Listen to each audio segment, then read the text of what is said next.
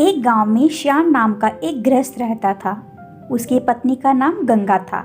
उनको 2 बेटे और 2 बेटियां थीं। एक छोटा सुखी परिवार था। श्याम ने अपना सब पैसा उसके बेटे और बेटियां, इनकी पढ़ाई, शादी और उनके लिए अच्छे घर बनाने में खर्च कर दिया। श्याम के बेटे और बहू बहुत स्वार्थी थे। माँ बाप ने इतना सब किया था, फिर भी श्याम को अपने बेटे बहू के रहमो करम पर जीना पड़ रहा था। उन दोनों को बेटों और बहुओं से बहुत ज्यादा हीनता और अपमान का बर्ताव मिलता था।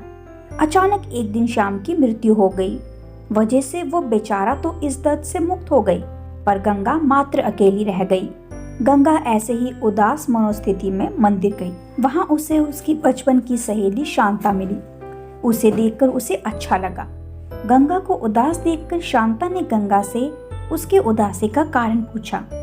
गंगा ने अपने दुखी जीवन का सभी विवरण उसे बताया।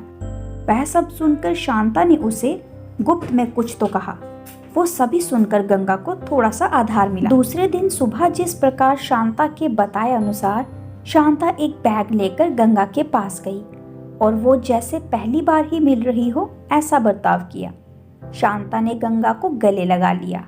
गंगा ने शांता को पूछा, शांता तुम यहाँ हमारे गांव में कब आई और किसके घर ठहरी हो? गंगा के दोनों बहू गंगा की आवाज सुनकर तुरंत से बाहर आ गई। उन दोनों को देखकर शांता बोली, अरे मैं दूसरे घर पर कहाँ रहूं? हम दोनों मौसेरी बहनें हैं, तो भी सगी बहनों से ज्यादा हमारा रिश्ता अटूट है। मुझे जीजा जी गुजर गए मालूम पड़ा, इसलिए मैं तुम्हें मिलने के लिए और भेंट देने के लिए आई हूँ। पहले दिन तय किए अनुसार गंगा बोली, शांता तुम मुझे मिलने के लिए आई, ये सुनकर मुझे बहुत अच्छा लगा, पर तुम मुझे भेंट देने के लिए कुछ लाई हो, उसका अर्थ मुझे कुछ समझ में नहीं आया।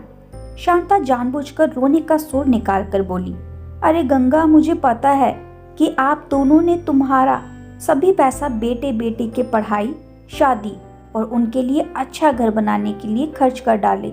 आप दोनों ने खुद के लिए कुछ भी नहीं रखा। ये सब ठीक है क्योंकि आपके बेटे और बहुएं सभी अच्छे हैं, इसलिए वह तुमसे प्यार से बर्ताव करते हैं, तुम्हें अच्छे से संभालते हैं, इसका मुझे पूरा भरोसा है। लेकिन हमारे यहाँ पर सब उल्टा है। हमारी आर्थिक परिस्थिति अच्छी होकर भी बेटे पढ़े नहीं, इस वजह से वह कोई भी उद्योग धंधा करते नहीं हैं। उनको सिर्फ बैठकर खाना आता है। अमीर है, इस वजह से उनकी शादी भी हो गई, परंतु उनकी पत्नियां हम दोनों का बार बार अपमान करती रहती है और मेरे बच्चे वह देखकर भी कुछ नहीं बोलते उन्हें। फिर शांता आंखें पोंछने का नाटक करती है और वह आगे बोली, अभी ऐसी परिस्थिति में हम दोनों को जीने की इच्छा भी नहीं होती और अब हमारी जिंदगी भी कितनी बची है। इसलिए मैंने तय किया है कि मेरे पति के नजदीकी कोई भी नहीं है और तुम्हारे सिवा मेरा कोई भी नहीं है, इसलिए सब पैसा बेटों को देने के बजाय तुम्हें आधे पैसे दे दूं। ऐसा विचार करके मैं मेरे पति की रजामंदी से 25 तोला वजन के 10-12 सोने के गहने और 50,000 इस बैग में लाई हूँ। इस बैग में 45,000 की नोटें हैं और 1 रुपए के 5,000 नोट हैं। अभी तुम कुछ भी ना कहते हुए हमारा प्यार समझकर ये बैग और उसकी चाबी ले लो। मैं सिर्फ तुम्हारे पास चाय पीकर तुरंत चली जाऊंगी। शांता का ये बोलना सुनकर सास की बहन कोई सामान्य औरत नहीं है, बल्कि बहुत अमीर औरत है और धन की तिजोरी साथ लाई है। ऐसा विचार करके गंगा की बड़ी बहू प्यार का नाटक करके उनको बोली कि क्या मासी, आप इतनी जल्दी क्यों जा रही हो? अभी आए हो तो रहो हमारे घर 2-4 दिन। आपके बेटे और बहू भी नई पीढ़ी के हैं, इस वजह से आप उनकी तरफ ध्यान मत दीजिए।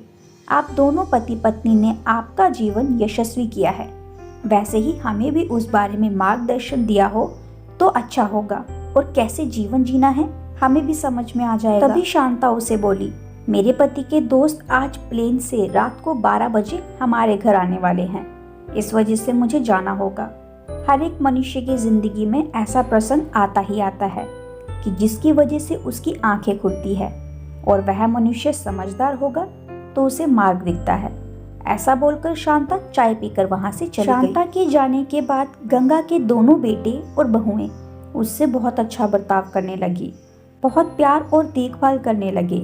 गंगा खाना खाने के बाद रात को रूम में जाकर दरवाजे की कुंडी लगा लेती।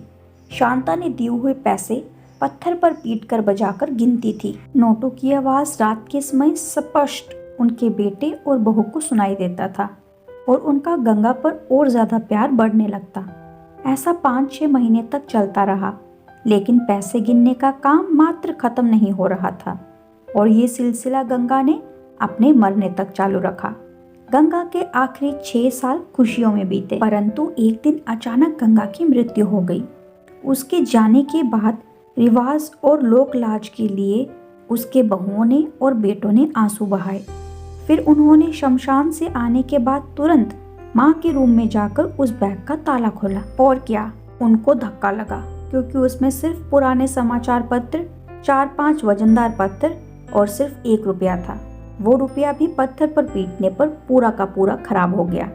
तो दोस्तों, आज की ये कहानी आपको कैसी लगी आप कमेंट करके ज़रूर बताइएगा और चैनल को जल्दी से सब्सक्राइब कर दें और कहानी पसंद आए तो कहानी को लाइक कीजिए और ज़्यादा से ज़्यादा शेयर कीजिए।